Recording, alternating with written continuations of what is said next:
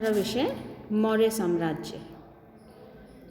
मौर्य साम्राज्य की स्थापना इतिहास में एक युगांतकारी घटना थी। ये इतिहास में एक बहुत ही विशिष्ट स्थान रखता है, क्योंकि मौर्य साम्राज्य भारत का प्रथम और महानतम साम्राज्य था, जिसमें चंद्रगुप्त मौर्य ने पहली बार भारत को सही अर्थों में राजनीतिक एकता की स्थापना करी। दूसरी तरफ हम देखते हैं कि प्रशासन जो था वो भी केंद्रीकृत हुआ। इस काल में ही प्रशासन को सुसंगठित किया गया, एक उत्तम शासन व्यवस्था लागू की गई। साथ ही हम ये देखते हैं कि इतिहास की दृष्टि से ये एक ऐसा काल था जो एक निश्चित तिथिक्रम की जानकारी हमें दे रहा है। साथ साथ इस युग की यानी इस काल की हमारे पास विपुल विविध प्रामाणिक ऐतिहासिक स्रोत प्राप्त हैं। अब जब हम स्रोतों की बात करते हैं तो मौर्य साम्राज्य के स्रोतों को हम इन खंडों में, विभिन्न खंडों में बांट सकते हैं। अभिलेखीय प्रमाण, साहित्यिक ग्रंथ, विदेशी स्रोत, पुरातात्विक उत्खनन, कलात्मक अवशेष, मुद्राएं। जैसा हम सभी जानते हैं कि इतिहास बिना आधार के, बिना स्रोत के निर्मित नहीं होता, और प्रत्येक काल के स्रोत हमें देखने पड़ते हैं उस काल के, उस युग के बारे में जानकारी प्राप्त करने के लिए। तो जैसा हम यहाँ देख रहे हैं कि इतने 6 भागों में हम मौर्यकालीन इतिहास को विभाजित कर सकते हैं। तो यानी ये कहा जा सकता है कि इस काल के जो विभिन्न प्रमाण हैं, विभिन्न स्रोत जो हैं, वो इतिहास निर्माण में एक बहुत ही महत्वपूर्ण योगदान तो दे ही रहे हैं। साथ ही साथ ये जो मौर्य साम्राज्य जो है वो अपने आप में एक महत्वपूर्ण युग के रूप में स्थापित हो रहा है। अब हम अभिलेखीय प्रमाणों की बात करें तो हमें अभिलेखीय प्रमाणों के अंतर्गत 14 वृहत शिलालेख प्राप्त हुए हैं। ये बड़े बड़े शिलाखंडों पर उत्कीर्ण हैं और ये हमें विभिन्न स्थानों पर प्राप्त हुए हैं। जैसे हमें पाकिस्तान से 2 मिले हैं, शाहबाज गढ़ी और मानसेहरा में के पाकिस्तान के क्षेत्र जो ये हैं, यहाँ पर हमें अभिलेख मिले हैं। फिर गिरनार जो कि गुजरात में जूनागढ़ में है, सोपारा, फिर कालसी देहरादून में उत्तर प्रदेश के अंदर, धौली और जौगढ़ जो उड़ीसा में है, और करनूल आंध्र प्रदेश में भी हमें एक शिलालेख मिला है। ये जो शिलालेख हैं, इन शिलालेखों को हम पहले सोर्सेज जब हमने डिस्कस किए थे उसमें हम जान चुके हैं कि शिलालेख हमें किस प्रकार से जानकारी देते हैं। उसको थोड़ा सा हम दोबारा डिस्कस करेंगे कि शिलालेखों में जो लेख उत्कीर्ण होते हैं, उन लेखों को के आधार पर हम जिस काल के बारे में वो जानकारी देते हैं उस काल का स्रोत मानते हुए इतिहास का निर्माण हम करते हैं। इसी टॉपिक के अंतर्गत हमें जो दूसरा शिलालेख मिला है वो लघु शिलालेखों के नाम से जाने गए हैं। ये मुख्य रूप से 2 हैं। प्रथम लघु शिलालेख जो हमें मिले हैं वो रूपनाथ का शिलालेख है, सहसराम का जो कि बिहार में है, बैराट का है जो कि जयपुर के निकट है, फिर मास्की का है जो रायचूर के निकट है, इसी तरीके से एरगुंडी करनूल में है, ब्रह्मगिरी सिद्धपुर और पालकी गुंडू जो कि कर्नाटक में है। इन क्षेत्रों से भी हमें ये लघु शिलालेख मिले हैं। और दूसरा लघु शिलालेख जो मिला है हमें वो हमें गुर्जरा और अहरौरा, पनगुड़िया, सारोमारो जो कि मध्य प्रदेश में है, राजुल, सन्नती, बहापुरा जो कि नई दिल्ली के निकट है, इस तरीके से बहुत सारे अन्य क्षेत्रों पे हमें मिले हैं। ये अशोक के काल के हैं और ये अशोक के युग की हमें जानकारी देते हैं। फिर हमें स्तंभ लेख भी प्राप्त हुए हैं इस युग के, और स्तंभ लेख हमें 7 स्थानों से प्राप्त हुए हैं, जिनमें दिल्ली के अंदर टोपरा जो कि अम्बाला हरियाणा में है, फिर दिल्ली में ही मेरठ के अंदर कौशाम्बी जो कि इलाहाबाद में है, लौरिया नंदनगढ़ में, रामपुरवा में जो कि चंपारण जिला बिहार के अंदर है, हमें स्तंभ लेख प्राप्त हुए हैं, और ये भी अशोक के काल के ही हैं। तो इन सभी 6 स्तंभों पर लेख उत्कीर्ण हैं, उन लेखों के आधार पर हम मौर्य युग की साथ ही साथ अशोक के काल की बहुत सी प्रामाणिक जानकारी प्राप्त कर पा रहे हैं। यहाँ एक महत्वपूर्ण बात जो हमें समझ आ रही है वो ये कि मैक्सिमम अभिलेखीय प्रमाण जो हमें मिले हैं वो अशोक के युग के मिले हैं, और ये अशोक के काल के बारे में तो हमें स्पष्ट जानकारी देते ही देते हैं, साथ ही साथ मौर्य काल के बारे में भी बहुत सी जानकारी इनसे हमें मिलती है। फिर हमें लघु स्तंभ लेख भी प्राप्त हुए हैं जो कि 3 हैं संख्या में, सारनाथ, सांची और कौशाम्बी से। ये नेपाल की तराई लुम्बिनी और निगलीव से भी प्राप्त हुए हैं, और इन पर भी इलाहाबाद में भी हमें एक स्तंभ लेख मिला है, और ये भी हमें अशोक के मूल रूप से अशोक के काल की बहुत सी जानकारी दे रहे हैं। फिर बैराठ में जो कि जयपुर के निकट है, यहाँ हमें एक शिलालेख मिला है जो कि इस समय कलकत्ता के संग्रहालय में रखा हुआ है, और इस अभिलेख से बौद्ध धर्म के प्रति अशोक की जो श्रद्धा है उसके बारे में हमें जानकारी मिलती है। ये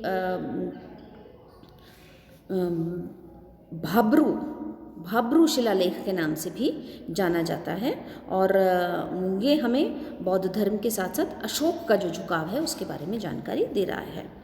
फिर हमें कलिंग का शिलालेख मिला है, और कलिंग के जो शिलालेख हैं उनमें ये एक तरीके से जो 14 शिलालेख हमें वृहद शिलालेख मिले हैं उसी के अनुपूरक के रूप में, उसी की श्रृंखला के रूप में हमें कलिंग के अंदर शिलालेख मिले हैं। फिर हमें कुछ गुहा लेख जो कि गुहा में यानी गुफाओं में लिखे हुए लेख हैं वो भी प्राप्त हुए हैं। ये बिहार के पास की पहाड़ियों में, गया जिले के जो जंगल है, गया का जो जंगल है उसके आसपास की पहाड़ियों में मिले हैं। ये अशोक कालीन हैं, और ये 3 गुहा लेख हैं, और इन गुफा लेखों के अंदर हमें अशोक ने जो आजीविका संप्रदाय के भिक्षुओं को दान जो दी गई है, दान में जो वस्तुएं दी गई हैं उसकी जानकारी हमें मिल रही है। इसके अतिरिक्त हमें अशोक के गिरनार जूनागढ़ के अभिलेख मिले हैं जो मौर्य काल की हमें विस्तृत जानकारी दे रहे हैं। दूसरी श्रेणी जो है स्रोतों की वो है साहित्य ग्रंथ। साहित्य ग्रंथों में हम बौद्ध ग्रंथों में दीपवंश, महावंश, दिव्यावदान, मिलिंदपान्हु, महाबोधि वंश, महावंश टीका, आर्य मंजूश्री, मूलक कल्प आदि ग्रंथ हैं जो मौर्य काल की पर्याप्त जानकारी हमें दे रहे हैं। इन ग्रंथों में अशोक से संबंधित यानी मौर्य शासकों से संबंधित और बौद्ध धर्म का जो शासकों के साथ संबंध रहा उसके बारे में जानकारी हमें प्राप्त हो रही है। साथ ही साथ हमें अगली श्रेणी के अंदर हम देखते हैं कि जैन ग्रंथ हैं, और जैन ग्रंथ में भृदबाहु का कल्पसूत्र, हेमचंद्र द्वारा रचित परिशिष्ट पर्वन बहुत ही महत्वपूर्ण साक्ष्य हैं, और इन दोनों ग्रंथों से हमें जैन धर्म के प्रति या समाज के प्रति मौर्यकालीन युग की जानकारी प्राप्त हो रही है। फिर ब्राह्मण ग्रंथ भी ऐसे हैं जो हमें इस युग की जानकारी दे रहे हैं। बहुत से ब्राह्मण ग्रंथ हैं जिनमें पुराण जो कि उस युग में लिखे गए उनको विशेष रूप से दर्शाया गया है। अन्य साहित्यिक स्रोतों की हम बात करें तो विशाखा दत्त का मुद्रा राक्षस, कल्हनी की राजतरंगिनी, सोमदेव का कथा सरित सागर, शेमचंद्र की वृहद कथा मंजरी आदि ऐसे ग्रंथ हैं जो हमें इस युग की महत्वपूर्ण जानकारी देगा। सबसे महत्वपूर्ण ग्रंथ जो इस युग की जानकारी हमें दे रहा है वो है कौटिल्य का अर्थशास्त्र।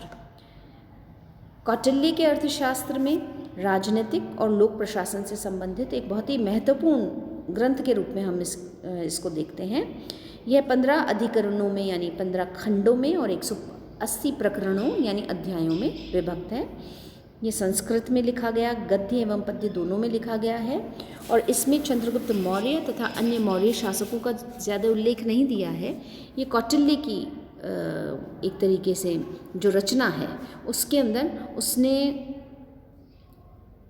शासन से संबंधित जो महत्वपूर्ण बातें हैं उसकी जानकारी, उसका उल्लेख किया है। चंद्रगुप्त का कौटिल्य, हम जानते हैं कि चंद्रगुप्त मौर्य का एक बहुत ही नज़दीकी या ये कहें हम कि प्रमुख परामर्शदाता था, प्रधानमंत्री भी था और उसने अपने ग्रंथ के अंदर किस प्रकार से शासक को शासन करना चाहिए और शासन से जुड़ी हुई, प्रशासनिक व्यवस्था से जुड़ी हुई जो जानकारी है वो दी है। तो चूँकि इस ग्रंथ में हमें जो जानकारी मिल रही है वो हमें ये बताती है कि मौर्य शासक इस तरीके से शासन किया करते थे। तो कुल मिलाकर हमें कह सकते हैं कि कौटिल्य का जो ये ग्रंथ है ये हमें मौर्य युगीन शासन व्यवस्था में उसको हाईलाइट करता है, मौर्य युगीन शासन व्यवस्था की हमको जानकारी देता है। कुछ विदेशी स्रोत भी हैं जो हमें प्राप्त हुए हैं, उनमें सबसे प्रमुख है मेगिस्थनीज की इंडिका। इंडिका के अंदर मेगिस्थनीज ने, हालांकि ये मूल रूप से हमें प्राप्त नहीं हुई, लेकिन इसके जो ट्रांसलेशंस हैं और बाद के लेखकों द्वारा जो उसमें से एक्सट्रैक्ट की हुई जानकारी है वो हमें मिल रही है। इसमें मौर्यकालीन भारत के बारे में बहुत सारी जानकारियाँ दी गई हैं। बहुत सारे इसमें ऐसे एपिसोड्स हैं, ऐसी घटनाएं हैं जो कि हमें इस ग्रंथ में प्राप्त हो रही है। और क्योंकि ये एक समकालीन व्यक्ति था, ये भारत घूमने आया था मौर्य काल में, तो इसके द्वारा जो विवरण दिया गया है उसे प्रामाणिक और विश्वसनीय माना जाता है। फिर हम पुरातात्विक उत्खननों से प्राप्त जो अवशेष हैं उनकी बात करें तो हमें बहुत से मौर्यकालीन पुरातात्विक उत्खनन प्राप्त हुए हैं। पटना के निकट हमें राजप्रासादों के अवशेष मिले हैं। राजगृह, कौशंब, पाटलिपुत्र, हस्तिनापुर, तक्षशिला, बहुत सारे ऐसे स्थान हैं जहाँ से हमें बहुत से अवशेष मिले हैं और इन अवशेषों के आधार पर हम इतिहास की रचना करते हैं। कार्बन डेटिंग से ये इसी युग के प्रतीत हो रहे हैं। फिर हम एक अन्य स्रोत की बात करें जो कि मुद्राओं और सिक्कों के रूप में हमें मिले हैं, जो कि मौर्य समाज की अर्थव्यवस्था पर प्रकाश डालती हैं। हमें बहुत से भारत के लगभग सभी क्षेत्रों से हमें पंचमार्क मुद्राएं आहत मिली हैं जो कि मौर्य युगीन हैं, जिनके ऊपर मौर्य काल की काफ़ी कुछ जानकारी उत्कीर्ण है। इनमें से बहुत से, हालांकि इन पे ना तो शासक का नाम मिला है ना ही कोई तिथि मिली है, पर ये चूँकि हम जो हमारी प्रक्रिया है यानी इतिहासकार जिन प्रक्रिया के तहत ये डिसाइड करते हैं कि किस युग का है, वो इसी मौर्य युग की हमें प्रतीत हो रही हैं। ये इन पर वृक्ष, सूर्य, चंद्रमा, पशु पक्षी आदि बहुत सारे चिन्ह मुद्रित हैं। तो इस तरीके से हम देखते हैं कि ये बहुत सारे कुछ ऐसे सोर्सेज हैं जो हमें मौर्य काल के बारे में जानकारी दे रहे हैं। अब मौर्य काल के सबसे महत्वपूर्ण शासक की बात हम करें तो वे चंद्रगुप्त मौर्य है, जिनका शासन युग जो है वो 322 ईसा पूर्व से लेकर 298 ईसा पूर्व का रहा है। प्रारंभिक जीवन की बात हम करें अगर चंद्रगुप्त मौर्य की, तो हमें इसके विषय में बहुत सी जानकारी हमारे पास उपलब्ध नहीं है। चूँकि बहुत से ग्रंथों में हमें अलग अलग प्रकार की जानकारी मिलती है, तो उससे हम ये समझ सकते हैं कि चंद्रगुप्त मौर्य जो था उसका जन्म की तारीख हमको नहीं मिलती है, लेकिन वे जब यानी यूनानी ग्रंथों को हम देखते हैं तो हम ये मानते हैं कि 350 ईसा पूर्व के आसपास, जो कि हम बहुत स्पष्ट रूप से नहीं स्वीकारते हैं, लेकिन फिर भी 350 ईसा पूर्व के आसपास हम इसका जन्म मानते हैं। इसके जन्म से संबंधित बहुत सी हमारे पास किंवदंतियाँ हैं। बौद्ध ग्रंथ इसे मौर्य जाति के मानते हैं और ऐसा कहा जाता है कि ये जब इसका जन्म नहीं हुआ था तभी इसके पिता का निधन हो गया था और इसकी माँ ने इसे सुरक्षित स्थान पर पहुंचाया और ये पाटलिपुत्र पहुंची जहां इनका जन्म हुआ। इनका राज्य, इनके पिता का राज्य छीन लिया गया था और ये एक गौशाला में ग्वाले के रूप में रह रहे थे। फिर चाणक्य ने, फिर इनकी मुलाकात चाणक्य से हुई, जो कि नंद राजा के काल में, नंद वंश के काल में चाणक्य एक अधिकारी, एक राजा नंद के दरबार में एक पद पर, यानी एक हम कह सकते हैं कि मंत्री के पद पर थे, लेकिन चूंकि राजा के साथ उनका किसी प्रकार की अनबन हो गई थी तो वो उन्होंने राजा को सिंहासन से हटाने की का प्रण ले लिया था और उस प्रण को पूरा करने के लिए इस प्रण को पूरा करने के लिए चाणक्य ने, कौटिल्य ने अपना पूरा जीवन लगा दिया। वो एक प्रतिभावान बालक की तलाश में था और उसे चंद्रगुप्त में वो प्रतिभावान बालक नजर आया। फिर हम ऐसा समझते हैं कि बाद में चाणक्य ने चंद्रगुप्त मौर्य को गद्दी तक पहुंचने में मदद करी। चंद्रगुप्त मौर्य की उपलब्धियों की हम बात करें तो चंद्रगुप्त मौर्य ने करीब करीब संपूर्ण भारत पर अपना आधिपत्य स्थापित कर लिया था। सबसे पहले तो नंद शासक धनानंद को उसके पद से हटा के उसने गद्दी हासिल करी और फिर उसके बाद चाणक्य की मदद से ऑफकोर्स ये गद्दी हासिल की गई थी और फिर एक सेना का निर्माण करके उसने अपने लिए एक बहुत ही समृद्ध राज्य की स्थापना करी। हम ये कह सकते हैं कि ये पहला ऐसा शासक रहा जिसने संपूर्ण भारत को राजनीतिक एकता प्रदान करी। इसकी उपलब्धियों की बात करें तो हम पश्चिमोत्तर भारत में इसने यूनानियों के शासन का अंत कर दिया था। सबसे पहले इसने पंजाब और सिंध के क्षेत्रों में, जो कि विदेशियों के हाथ में था, उसको अपने अधिकार में लिया और वहाँ इसने वहाँ के इन विदेशियों के साथ युद्ध करके इस क्षेत्र को उनकी दासता से मुक्त करा लिया। कौटिल्य के अर्थशास्त्र में विदेशी शासन की कड़े शब्दों में आलोचना की गई है और ऐसा कहा गया है कि चंद्रगुप्त ने भारत से विदेशी शासन का उन्मूलन अपनी एक प्राथमिक आवश्यकता के रूप में रखा, क्योंकि कौटिल्य का उसके ऊपर बहुत ज़बरदस्त प्रभाव था। इसके लिए इसने एक शक्तिशाली सेना का निर्माण किया और इस सेना के सहयोग से वो पंजाब और सिंध के जो यूनानी थे उनको भारत से बाहर निकाल पाने में सफल हुआ।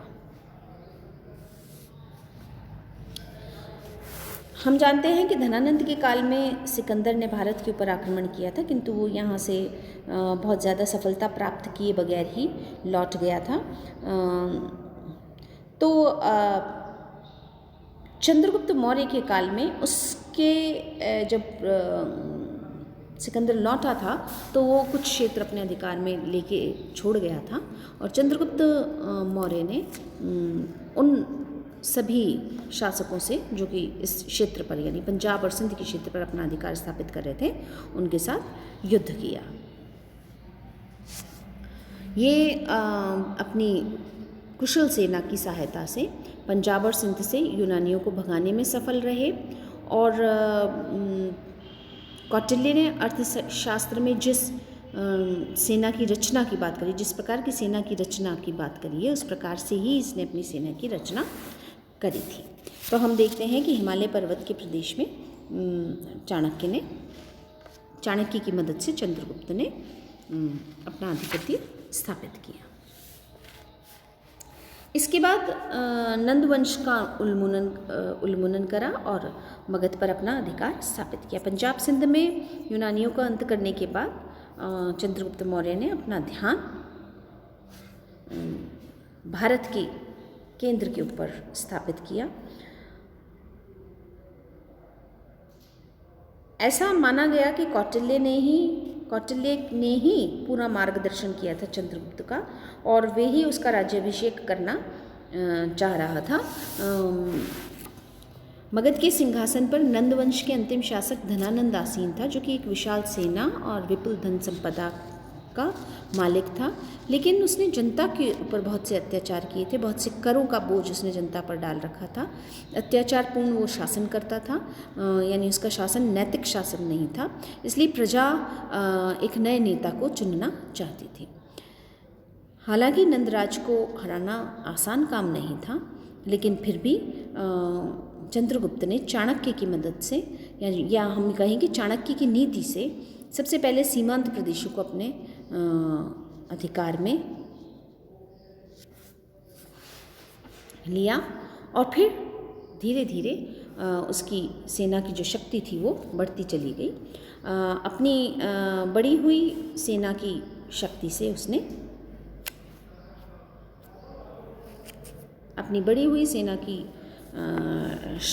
उसने नंद शासक के ऊपर आक्रमण किया और पहले सीमांत प्रदेशों पर विजय अभियान शुरू किया और धीरे धीरे वो केंद्र की ओर बढ़ने लगा, और इस नीति से वो पाटलिपुत्र तक जा पहुंचा और पाटलिपुत्र का घेरा डाल दिया उसने। नंद राजा को अंततः समर्पण करना पड़ा, क्योंकि उसकी सीमा जो थी वो पूरी तरीके से चंद्रगुप्त के हाथों आ चुकी थी, और उसका जो केंद्र था वो पूरी तरीके से घेर लिया गया था। तो इस तरीके से हम देखते हैं कि वो केंद्र में शासक बना, और उसने एक लंबे समय तक एक महत्वपूर्ण और कुशल शासक के रूप में शासन किया।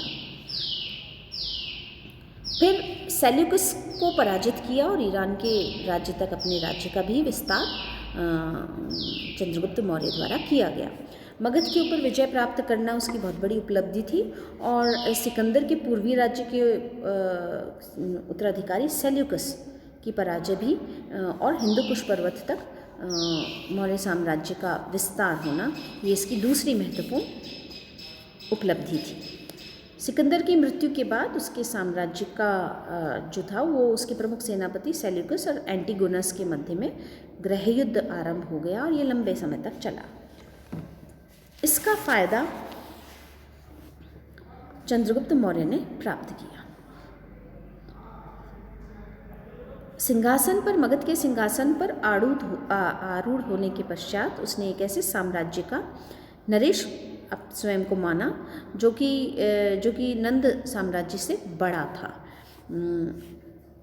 इसमें सिंधु नदी तक और पंचनद देश भी सम्मिलित हो चुके थे, यानी ये जो साम्राज्य धनानंद के पास था, यानी नंद राजा के पास था, उससे विस्तृत साम्राज्य इसको प्राप्त हुआ था। चंद्रगुप्त की सीमाएं और सेल्यूकस के राज्य की सीमाएं एक दूसरे से टकरा रही थी, और इसलिए इन दोनों के बीच में अब तनाव उत्पन्न होने लगा था। राजनीतिक स्थिति इस प्रकार की थी कि सिकंदर जो था वो अपना जो राज्य छोड़ के गया था वो एक महान विस्तृत साम्राज्य था, लेकिन सेल्यूकस